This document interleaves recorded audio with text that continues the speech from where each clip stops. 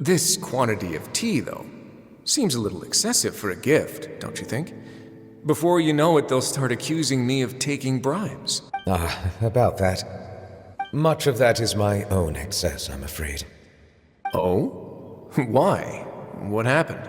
It was buy 10 boxes, get half off. My poor little cuties. Sounds like things can get quite tough out on the road. You know what? You just earn yourself some extra snacks at our upcoming tea party. Once this is all over, I'll personally see to it that you get the chance for a proper rest.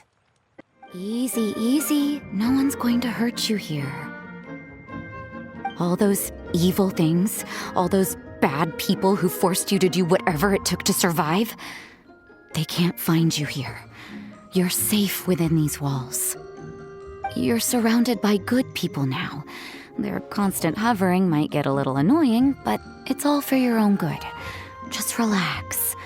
A life of leisure isn't a bad thing, you know. You just have to get used to it. He understood all that? Looks like it worked. Smart cat. In light of his feisty demeanor, Klee decided to call him Sir Pouncelot. We all thought it was quite fitting. We even made him that little scarf as a testament to his time among our ranks. Whoa! Klee and Paimon were totally on the same wavelength with this one! We thought of the exact same name! Great minds really do think alike! There you are, little one. I knew I'd find you here. That's all you have to say, after all this time apart? How devastating. To think of all the times that I've sat down beneath the sacred sakura praying for your well-being on your travels. But I think I understand. Another wise and beautiful soul has stolen your heart, haven't they? I'm sure you cast aside the omamori I gave you long ago. Alas, I am but another fleeting passerby on your journey. Oh, woe is me. You can always count on Miko to tease the traveler relentlessly. Well, it's not my fault that she's the most appealing little fortune slip in the world. If I didn't indulge my curiosity by taking a peek inside, goodness knows how I'd sleep at night. This Miss Hina looks very familiar. Even the outfit. I was thinking the same thing, Your Excellency, but I just can't put my finger on it. She really is the spitting image. Of who? Does Miss Hina look familiar to you at all? I have this strange feeling like I've seen her somewhere before. Oh!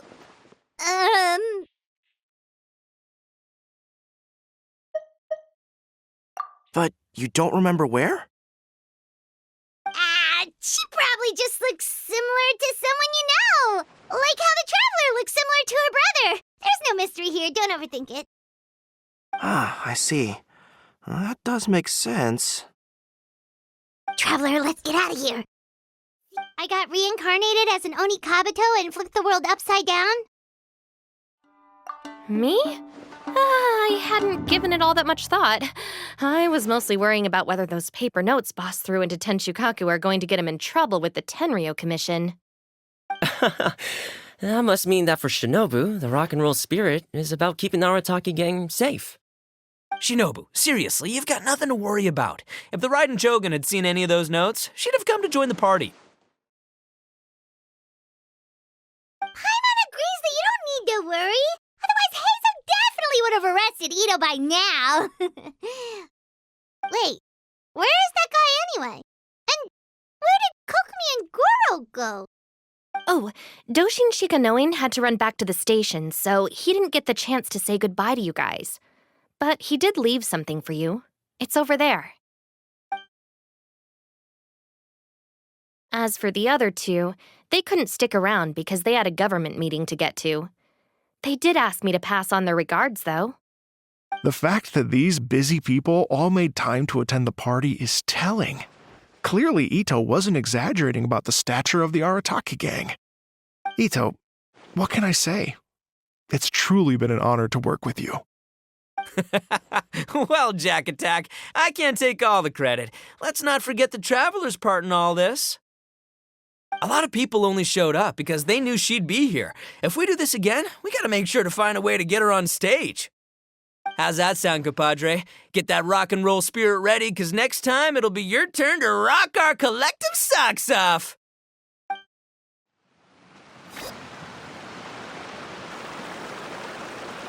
Your Excellency, I believe the Tenryou Commission detective is... Don't worry about it, Goro. The Puppy Union was a joint venture between us and the Yashiro Commission. If we can maintain secrecy, then all the better for it. But that was never the main goal. We saved some lives, and that's what matters. I was more worried about the potential impact on your reputation, Your Excellency. After all, some of the lives we've saved belong to the Shogunate. If someone with an agenda finds out, it could cause an uproar. Don't worry. There might be a way to make it work out in our favor.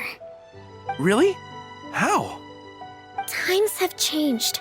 We and Narukami Island are supposed to be working together now. So it's not necessarily a bad thing if people discover that we were already cooperating with the Yashiro Commission even during the war.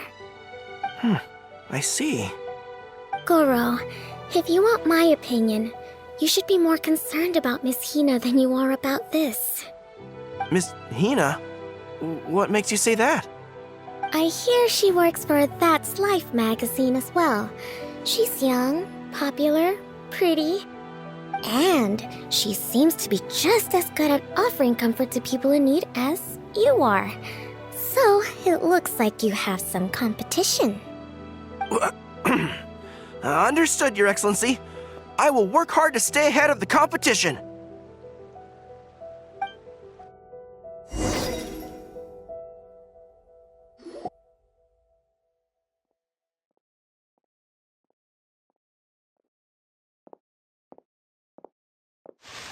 I learned something new today. I never knew that the Hydro Nation's rock music had the power to stir up lightning.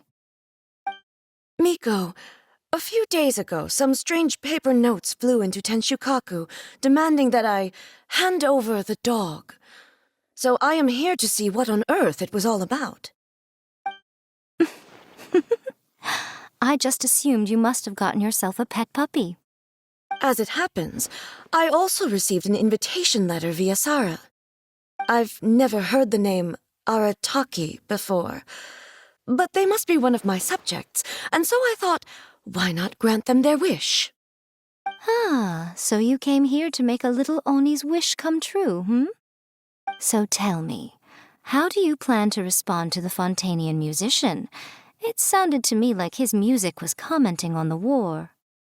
The war. I'm not sure we can give him the answer he would hope for. But if nothing else, I know that we must avoid another war at all costs. The people cannot be made to suffer like that again.